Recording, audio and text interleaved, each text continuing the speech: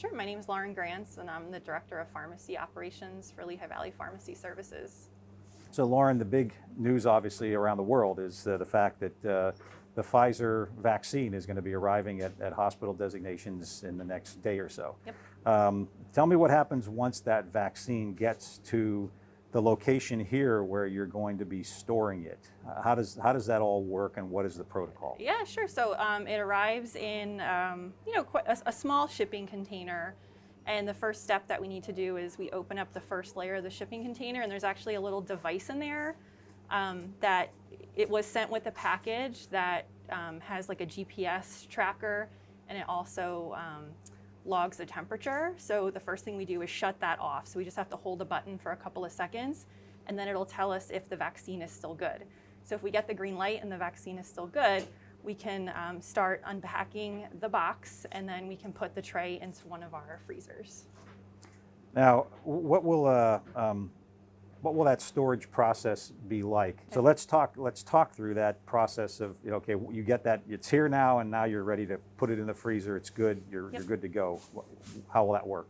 Okay, so once we turn the device off, we have these gloves that we have to put on. Can I show them? Is that okay? Sure. Or no? Okay. So the first thing we'll do is we'll put these gloves on, and there's a dry ice pod that is at the top, on top of the vaccine. So we'll remove the dry ice pod, put it aside, and then we remove the tray of the vaccine. It's a small tray. And then what we'll do is we'll come over here, we'll open up the freezer, right? There's another door, so we'll open that one, and we'll place the vaccine inside, and then we'll close the freezer again. Once we put the vaccine in there, we can't remove it again for 2 hours.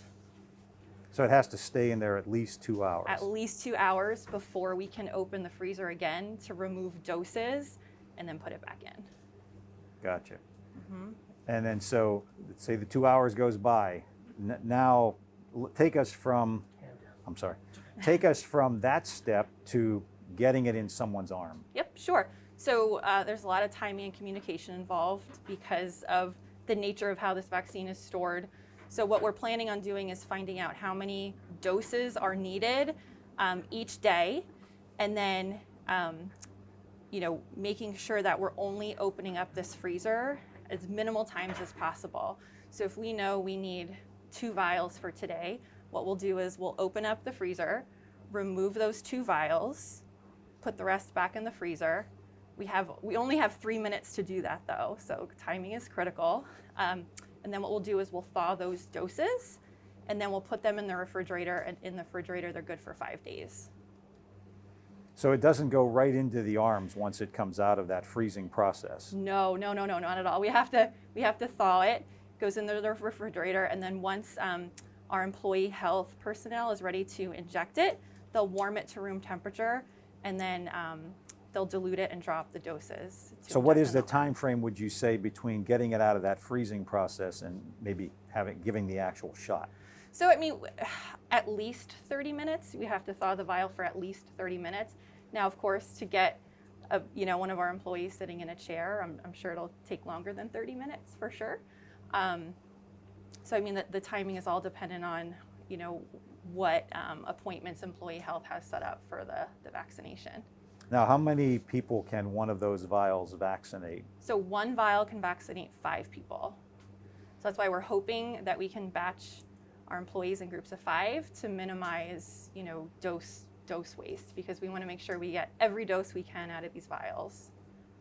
And this is part of a 2-shot process, so Mm-hmm. I'm sure you're already thinking through the next step for that first group of people to get vaccinated, correct? Yep, absolutely. Yeah. So it is a 2-dose series. So the second dose is given approximately 3 weeks after the first dose.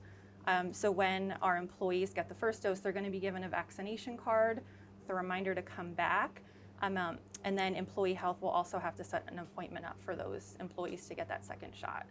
So obviously this is a milestone in the history of American and worldwide health, really. Mm-hmm. Describe what that feels like for somebody like you. I'm sure there's both excitement and probably a lot of stress and concern too that everything goes well. Oh yeah, absolutely. I mean, I think it's a good type of stress. I mean, being involved with something that's this important to public health is huge. I mean, I've been a practicing pharmacist for 13 years, so I would say this is probably the biggest event that I've been involved with so far. I mean, this has the potential to impact every single person of our country. So I'd say that that's a pretty big deal, and I'm really excited to be part of it. Now, technically, we've already given the Pfizer vaccine because of being part of a clinical trial. Tell me a little bit more about that. Yep, absolutely. So our hospital was the only hospital in the region that was part of the clinical trial for this vaccine. So we have experience vaccinating 75 people. Those were our own employees and people of the community. So we have experience in terms of handling the vaccine and injecting it. So we're going to use that experience and carry it forward to our community.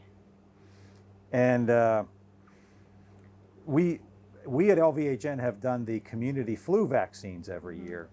What is the likelihood of taking this particular vaccine into that type of an arena and doing it? Are we even close to being there yet, or would you think that has more work to be done because of such a mass immunization, considering what we know and don't know about this so far? Right. I mean, I definitely think there's more work to be done. Having it be a 2-dose series is a little tricky, and of course the storage considerations, so there would have to be a lot more planning in terms of logistics than our regular flu campaign. Now, of course, the vaccines won't be able to be administered to the community for a few months yet, and by that time it's possible that there might be other vaccines coming to the market that might be a one-shot, not in ultra cold storage. So it's possible that those vaccines might be more appropriate for something like a drive-through clinic. Mm-hmm. But I mean, I'm confident that even if we would have to do it with the Pfizer vaccine, given the ultra cold storage conditions, I think we have the expertise here where we could do it. And there will be people at all of our campuses getting this who are frontline people in the initial round. Yep. And obviously there's more on the way, so others will be covered as well. But this is not just in the Lehigh Valley. This will go to the different sites as well, correct? Yep, correct. Yep, we're planning on vaccinating down here in the Valley and also at Pocono, Schuylkill, and Hazleton. The amount of employees we're able to vaccinate is dependent on how much vaccine we receive.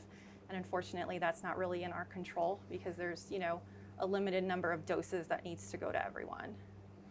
Just the excitement over it. I mean, this is a big moment. This is the first step in, getting our community and our country back to a sense of normalcy, and that's a big deal. Many of the healthcare people that I've talked to within the network, it hasn't been a lot, but there have been a few, are very excited about this. Are you surprised at all by that? Because of there's always concerns among community members of, is it safe? Is something going to happen with it? Is it a live vaccine? They always have a lot of questions, and it's certainly the one that comes up the most, I think, is how quickly this one came to market. So does any of that surprise you, that people would be that excited to want to get it, considering that there are always those questions? I don't think so, especially among our healthcare workers. I mean, we've seen what this virus does to people, and we want to end this. We don't want any more people getting COVID. And I think as healthcare professionals, we trust the science. Yes, the vaccine seems like it was rushed, but I mean that the technology used to create the vaccine has been studied for quite some time.